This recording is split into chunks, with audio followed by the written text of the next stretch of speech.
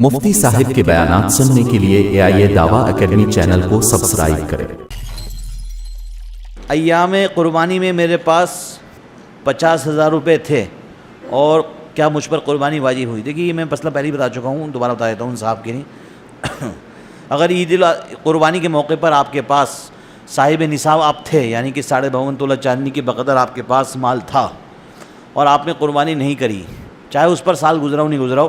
تو آپ نے گناہ کیا اور قربانی کی قضا تو نہیں ہے، لیکن اتنی رقم یعنی کہ ایک جانور کے بقدر آپ کو رقم صدقہ ضرور کرنی پڑے گی۔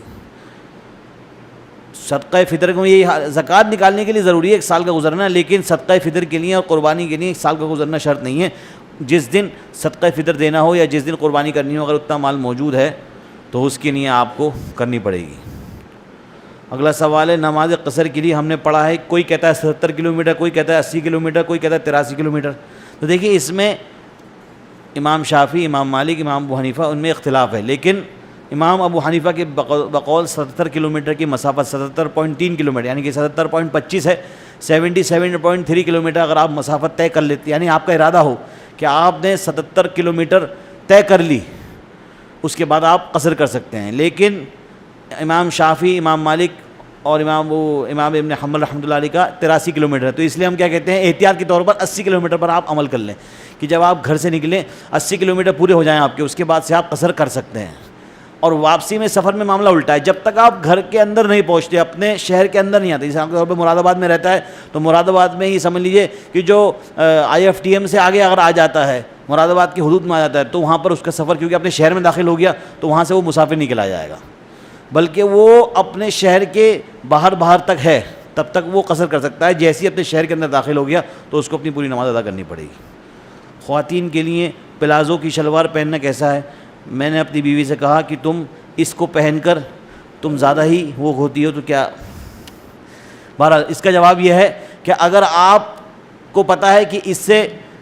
بے پردگی ہو رہی ہے تو وہ نہ پہنائیں، ورنہ تو یہ جو پلازو کا لباس ہوتا ہے وہ زیادہ ڈھیلا ہوتا ہے، اس کے پہننے میں کوئی حرج نہیں ہے، شریعت میں کوئی منادی نہیں ہے۔ شریعت تو ایسے لباس کو منع کرتی ہے جو کہ بہت زیادہ ٹائٹ ہو۔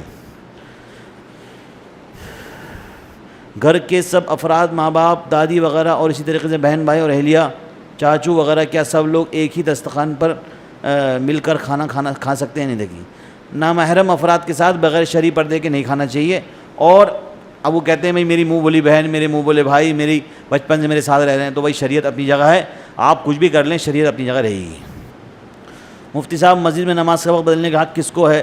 ہمارے یہاں بڑا جھگڑا ہوتا ہے ہماری مسجد، مقتدی کہتے ہیں ہم سے بھی پوچھنا ضروری ہے، امام صاحب کہتے ہیں میں خود اختیار ہوں، متولی صاحب کہتے ہیں میں بھی۔ تو دیکھیے سب سے بہترین طریقہ یہ ہے کہ نماز پڑھانی ہے امام صاحب کو اختیار تو پورا ہے کہ وہ وقت بدل سکتے ہیں، لیکن ان کو مصلیوں سے مشورہ کر لینا چاہیے کہ یہ میرا ذہن میں ہے کہ پڑھنے والے تو مصلی ہیں، تو مصلی والوں کو بھی، اور متولی صاحب امام صاحب پر اور مصلیوں پر یہ بات چھوڑتے ہیں۔ زبردستی میں یہاں پر کوئی زمین جائیداد کا مسئلہ نہیں ہے کہ اس کو بہت لمبا کریں کہ متولی سے اجازت دی جائے گی پھر کام کیا جائے گا، صرف امام کو پورا حق ہے، لیکن اس کے لیے بہتر یہ ہے کہ وہ مصلیوں سے مشورہ کر لے۔ اللہ تعالی ہمیں اور آپ کو عمل کرنے کی توفیق عنایت فرمائے۔